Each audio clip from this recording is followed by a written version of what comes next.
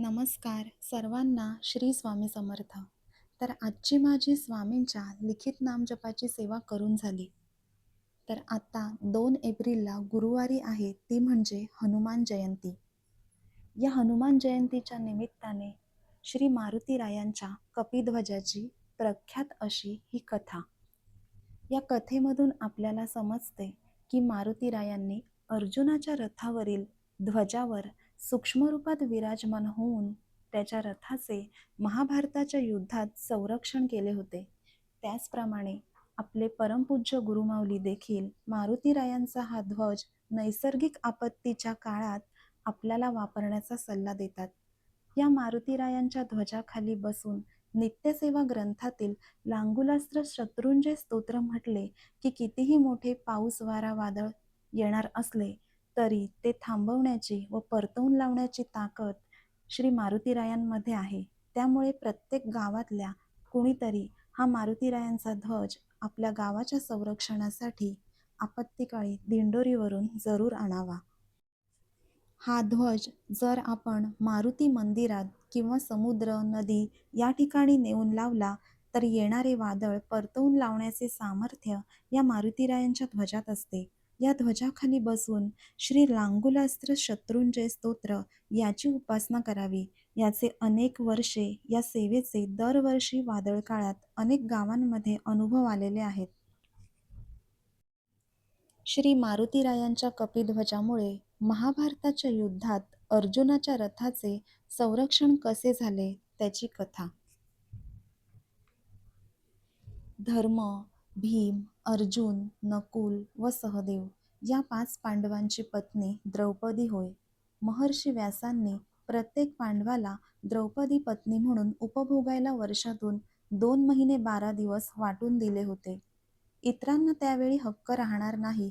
चुकून जर असे घडल्यास त्याचे प्रायश्चित्त म्हणून तीर्थाटन करावे असा हुकूम फर्मावला. तसे पांडवांनी अभिवचन देखील दिले. एकदा धर्मराज आणि द्रौपदी आपल्या शयनकक्षेत असताना अर्जुन धनुष्यबाण आणण्यासाठी शयनकक्षात गेला. त्याच्याकडून नियमाचे उल्लंघन झाले म्हणून नंतर प्रायश्चित्त भोगण्यास अर्जुन काशी, प्रयाग, गया, पुरी, अयोध्या असे तीर्थाटन करीत दक्षिण समुद्रतीरी येऊन रामाचा सेतू पाहू लागला. जवळच वृद्ध मारुती होता. त्या वृद्ध मारुतीजवळ जाऊन अर्जुन म्हणाला, महाराज, श्रीराम एवढे धनुर्धारी, मग त्यांनी दगडाचा सेतू का बांधला? मी क्षणात लंकेपर्यंत बाणांचा सेतू बांधला असता. अर्जुनाचे हे गर्वाचे बोल ऐकून संतप्त हनुमान म्हणाले, लंकेपर्यंतच काय, श्रीरामांनी स्वर्गापर्यंत सेतू बांधला असता. श्रीरामांकडे प्रचंड ताकदीची अनेक वानरे होती. त्यांची प्रत्येकाची ताकद किती आहे हे तुला ठाऊक नाही. बाणांचा सेतू बांधला असता तर तो चक्काचूर झाला असता. तो दगडांचा बांधला आहे म्हणून तो भक्कम आहे. त्यावर अर्जुन म्हणाला, माझा बाणांचा सेतू तसा नाही, वज्रासमान तो अभेद आहे, मोडणारा नाही. मग बांधून दाखव, त्यावर मी उडी मारीन. तो मोडला तर पैस काय? जर तू सेतू मोडून दाखविलास तर मी अग्नीमध्ये प्राण अर्पण करीन. त्यावर हनुमान म्हणाले, मला तर मरणच नाही. तेव्हा मी हरलो तर तुझ्या रथाच्या ध्वजावर बसून तुला सहाय्य करीन. अशी दोघांमध्ये पैज लागली.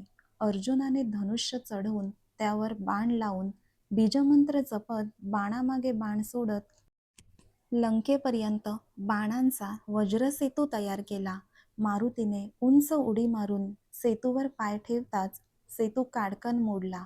दशदिशांना बाण विखुरले गेले. मारुतीची ही विजयी मुद्रा पाहून अर्जुन अग्निप्रवेशाला सिद्ध झाला. त्याने आधी श्रीकृष्णांचा धावा केला.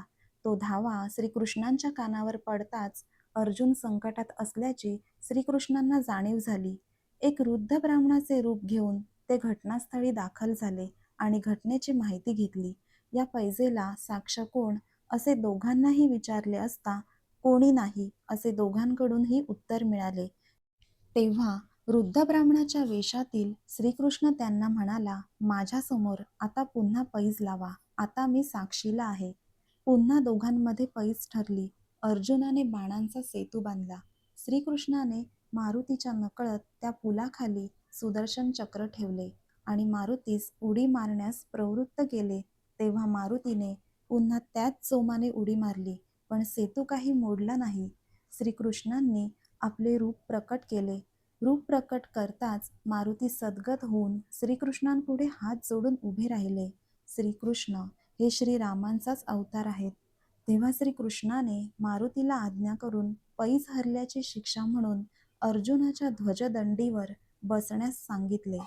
दोघांनाही दृष्टांचे निर्दालन करण्यास सांगितले. महाभारतात श्रीकृष्ण रथात बसून अर्जुनाला गीता सांगत आहे. त्या रथाच्या ध्वजावर कपीचे, मारुतीचे चित्र असते. ते केवळ मारुतीचे चित्र नसून प्रत्यक्ष मारुतीच त्यावर विराजमान आहे. पुढे कौरव पांडव यांच्यातील युद्धात कौरवांचा पाडाव झाल्यावर अर्जुनाला भलताच गर्व चढतो. तेव्हा त्याच्या गर्वाचे हरण करण्यासाठी अर्जुनास फक्त आपल्या रथावरील कपिध्वज काढावयास लावतो आणि अर्जुनाला रथातून उतरायला लावून मग स्वतः उतरतो. तेव्हा त्याच क्षणी त्या रथाचा पूर्ण चक्काचूर होऊन रथ भस्म होतो. तेव्हा श्रीकृष्ण अर्जुनास सांगतात, तुझ्या रथावरील ध्वजदंडावर कपिध्वज होता म्हणून तू सर्वश्रेष्ठ ठरलास. तुझ्या श्रेष्ठतेच्या पाठीमागे मारुतीचे श्रेय कितीतरी पटींनी सर्वश्रेष्ठ आहे. तेव्हा अर्जुन मारुतीकडे क्षमायाचना करतो. असा हा मारुती राया बलशाली हनुमान सेवेतही श्रेष्ठ आहे, पराक्रमातही ज्येष्ठ आहे. तर अशा प्रकारे ही मारुतीरायांच्या कपिध्वजाची कथा आहे.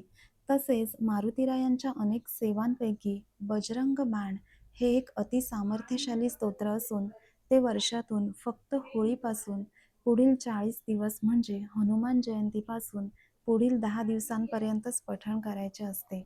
हे बजरंग बाण वर्षातून या 40 दिवसात रोज 7 वेळा पठण किंवा श्रवण करायचे असते. यामुळे घरातील नकारात्मक ऊर्जा दूर होते. जर तुम्हाला हे स्तोत्र करायचे असेल तर हनुमान जयंतीपासून उरलेले 10 दिवस तुम्ही हे नक्की करू शकता. हे पठण करा किंवा यूट्यूबला लावून ऐका. हा व्हिडिओ आवडल्यास व्हिडिओला लाईक करा, शेअर करा आणि चॅनलला सबस्क्राईब करा. श्री स्वामी समर्थ.